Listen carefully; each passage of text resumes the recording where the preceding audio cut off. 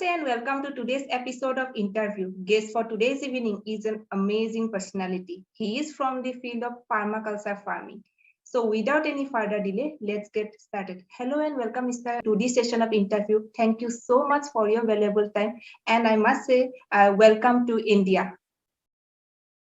Okay, thank you so much, Pallabi, and it's my great pleasure to be here in front of you. And really, thank you so much, all your entire team, and thank you so much. My pleasure. So moving on to the first question, we would like to know about yourself a little bit. Okay, about myself, my name is Jeevan Bastola. I am from Pokhara, Nepal. And Pokhara is my birthplace, is the very famous tourist capital of Nepal and the second largest city in Nepal. I have been practicing and teaching permaculture since 1998. It means from my childhood. And permaculture in Nepal is very established and practiced by a huge amount of Nepali farmers. Yeah. My father, Jeevan Bastola, he is one of the pioneers in the organic permaculture movement in Nepal. He is the founder of Amrit Kunja Organic Permaculture Farm, and he designed many permaculture farms and communities, and also published some permaculture articles in Nepali language. That's why I learned so many things from him from my childhood, and I have been practicing permaculture from my childhood. And Amrit Kunja Farm dedicated to the promotion of sustainable agriculture and permanent culture or permaculture in the Nepal. And it is the institutional member of Nepal Permaculture Group also. And right now we have the very good link with the local, national and international communities. Okay, thank you. Well, it's really interesting to know about a new concept here. So my next question is, could you please explain how you practice this permaculture at Nepal and what role do you play in this farm? Generally, permaculture is derived from the permanent culture, means this which was coined by Bill Mollison and his student in 1970s. The development of ecosystem instead to be sustainable and self-sufficient is the permaculture. There are three permaculture ethics we implied in our farm, and earth care, people care, and hair share. And there are three aspects of the permaculture also, like ethical framework, understanding how nature works, and design approach. The permaculture designing is very important in permaculture, and permaculture based on three ethics and various principles. There are so many principles. You can find some people mention about 12 principles, and some books you can find more than 20 principles also. But the application of the principles is totally depends on the local context. All principles may not be applicable for the all around the world. So generally based on the three ethics and ethical framework, understanding how nature works and design approach, we believed on those things, and you can see in our farm those things very clearly. And as a permaculturist, establishing a permaculture farm is a long process. It is not just like, oh, I want to permaculture farm today, and after 3 months, 4 months, 1 year, we have the great permaculture land or farm. It is the very, very long process, and stages of your farm development are totally depends on your conditions also. So thinking about the starting of permaculture farm, there are some important factors we need to know, like climate, soil, landscape, water supply, pathways, plant systems, microclimates, permanent buildings, where and fences, and so many things we need to know before thinking about the starting of the permaculture farm. And right now, you can see all those things how applied in simply means those people who don't know anything about the permaculture and they don't have any degree or PDC course, they don't do. Such people also, if they come and visit our farm, then they can realize and practically they can learn, oh, this is the permaculture and what they are doing. So generally, we believed in the ethics and aspect of the permaculture, and principles are somehow different in different places. Yeah. So how important is permaculture for the economy of Nepal? Generally, in case of Nepal, permaculture, not only Nepal, I think all around the world, permaculture is very, very important right now, because every single person in the universe can benefit from the permaculture. And this permaculture can easily applying it into the communities also. So permaculture help to solve global issues like social inequity, water and food shortage, climate change, soil infertility, and so many burning issues we can solve with the help of permaculture farming. That's why I think it is very important for us and for all people. Okay, how do you manage the waste and cattle grazing at the permaculture farm? As a permaculturist, I think by valuing and making use all the resources that are available to us, nothing goes to waste. Generally, animal waste and other waste, we can use it compost, and which improves the soil fertility and sustainability. But those biodegradable, there is no problem in our farm.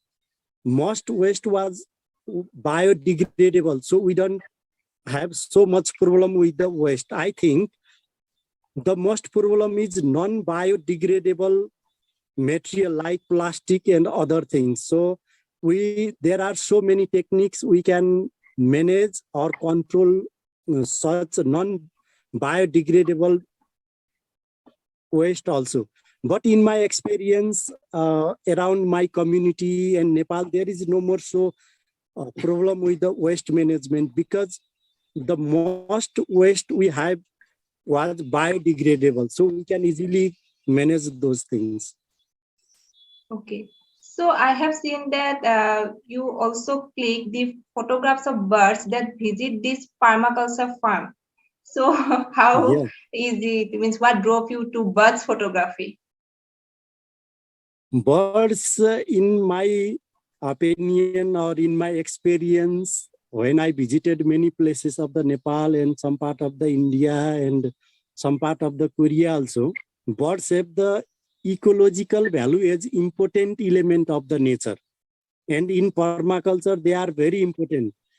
Right now, there are so many problems with the pest. Some people talk about the pest or insect problem. So bird provide insect control, plant pollination, and seed dispersal. I think this might be the very, very useful first seed dispersal, which result in tangible benefits to the people. And they are looking so beautiful also.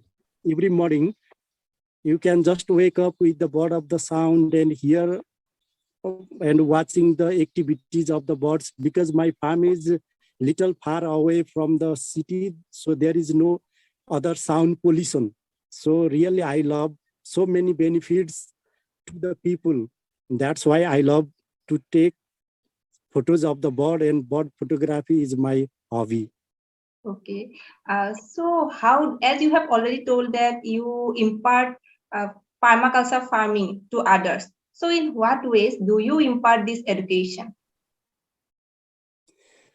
I think there are no formal education requirement for like permaculture and organic farmers. Means no, all farmers may not able to get the certificate from the college, universities, and like this. So permaculture or permaculture or organic farmers grow using natural pest control and fertilizer, as well as other sustainable techniques such as composting.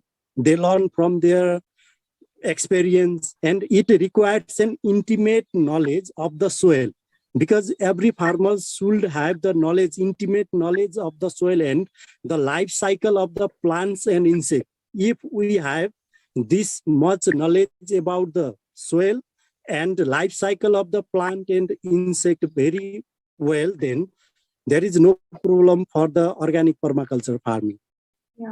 Yeah, well said.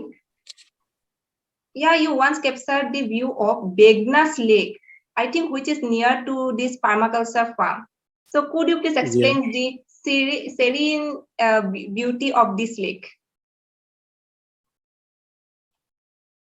Regarding to Begnas Lake, it is situated in the southeast part of the Pokhara, and it is very close to my farm. And you can do boating there and spend quality time with nature. Sometimes you can do meditation near the grazing field.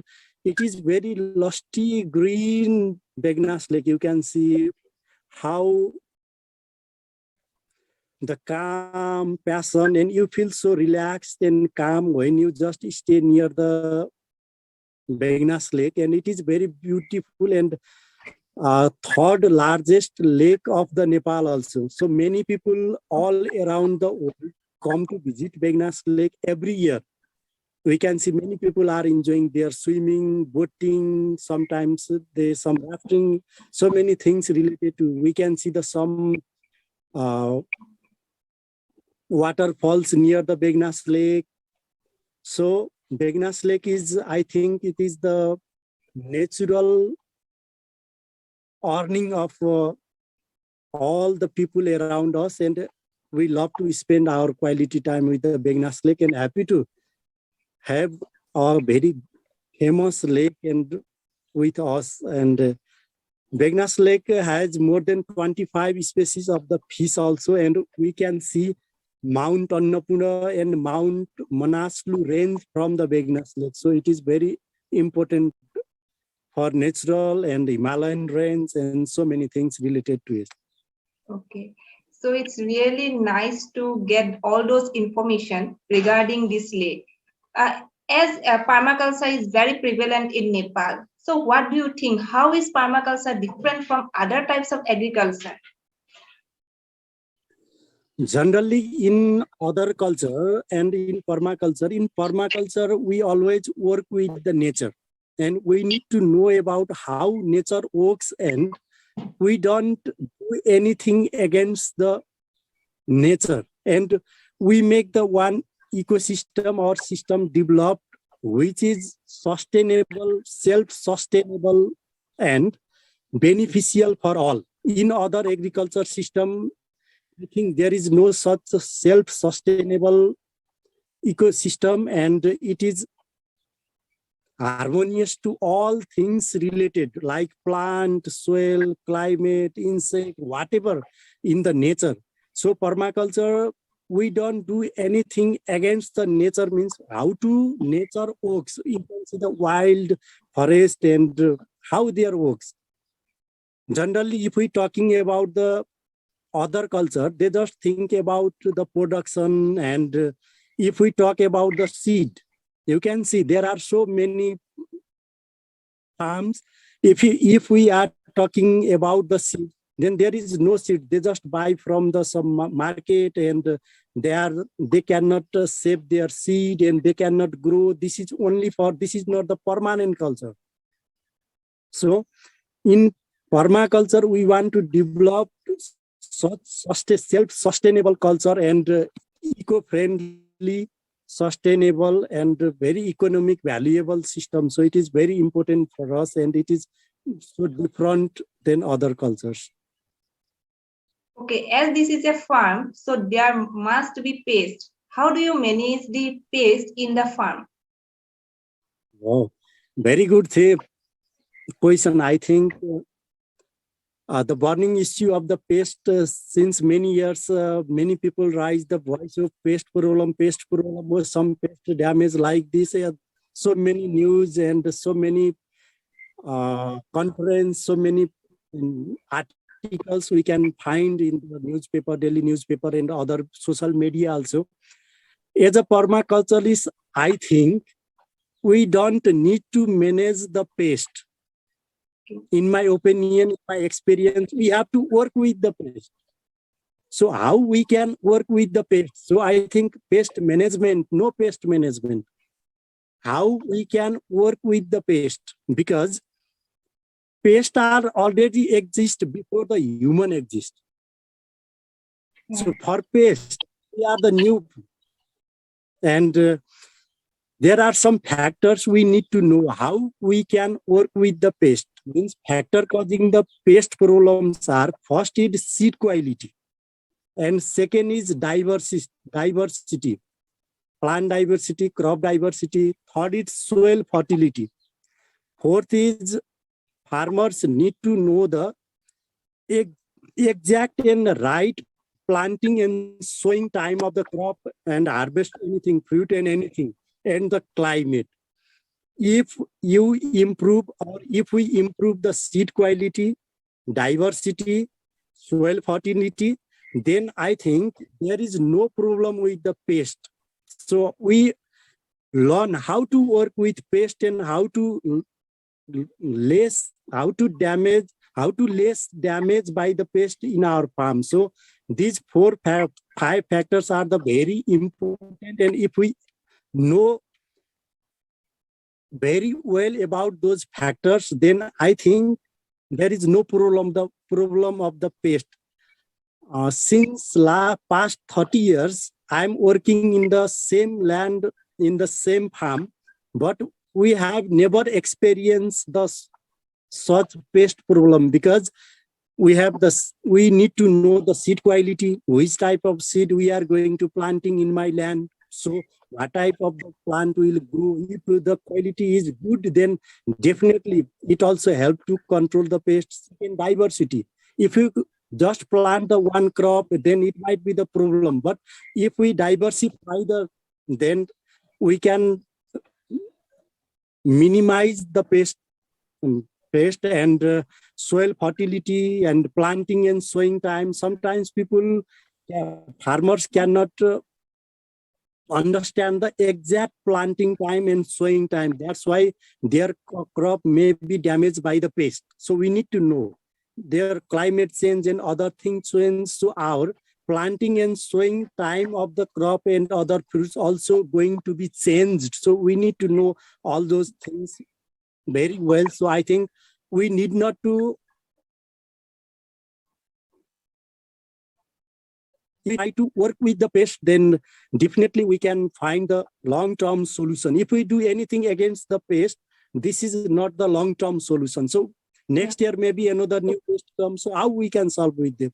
So every year we'll face with some problems. So I would like to request all the farmers, please don't do any against the pest, but try to work with the pest and try to improve your quality.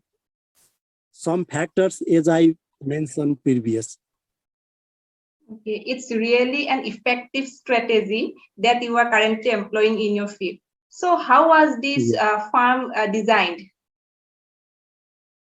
Generally, design is the, I think, heart of the permaculture, and today's, I cannot say all people, those who have permaculture certificate may design your land with the ethics of those all things. But in permaculture design, generally there are 4-5 factors we need to know. First is the sector analysis.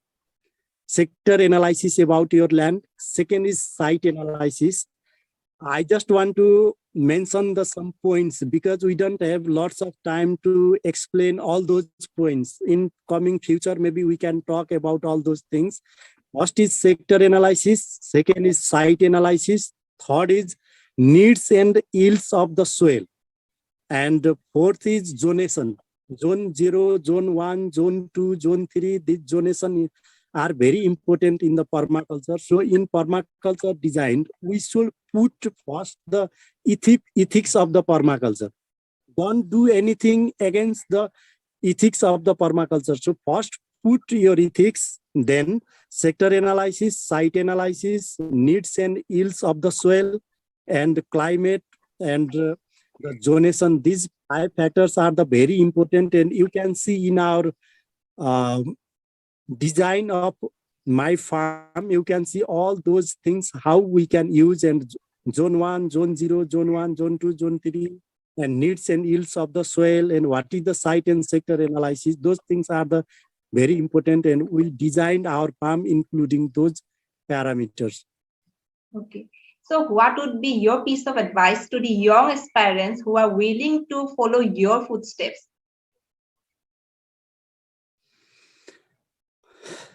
I will like to suggest all the young people who want to contribute something for not only for them, not for only their family, but for the entire system, environment, climate, because we have some responsibilities, not only towards our wife, towards our parents, towards only the children. We have some responsibilities towards the earth, towards the environment, towards the climate.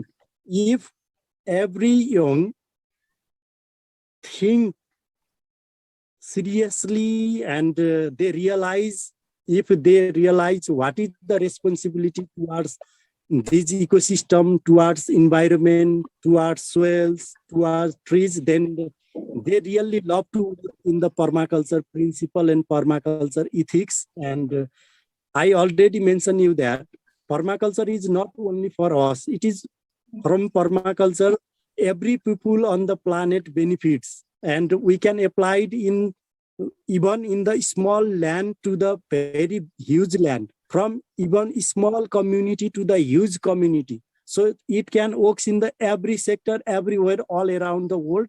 Then we can reduce, or we can solve the burning issues which we are facing right now, like climate change, food and water scarcity, and so many things. So if anyone want to contribute something, not only for us, for the all people, for the earth, then it might be the great opportunity to you to show your love towards your earth, towards your soil, and towards all environment by knowing the permaculture principle. And if you don't have land, it's no problem. You can educate your community or educate so many people. Oh, this is the, if many people use the pesticides, then you can give them the alternative way. If they are doing in wrong way, unknowingly or knowingly, then we can teach them and spread these good vibes and all around the world. Then we can make this all earth very good and hand over to the next generation. I think with this perspective, think positively. There are so many things we can do and we have to do. Yeah. Well, Mr. Jeevan, we are to the end of this session. And from your talks, it is pretty clear that permaculture could be an integral way to sustainable agriculture everywhere. So you have nicely explained the concept to me as well as to our viewers. Thank you so much for your valuable time. And I must say that you are truly an amazing and inspiring personality. It was great interacting with you. Thank you so much again, Pallabi ji, and your entire team provided me this opportunity to share my knowledge, some expertise all around the world. And thank you so much. My pleasure. So audience, this was Jeevan Bastola ji from Nepal. So hope you like today's interview. I will be back soon with another eminent personality very soon. Till then, thank you so much for watching.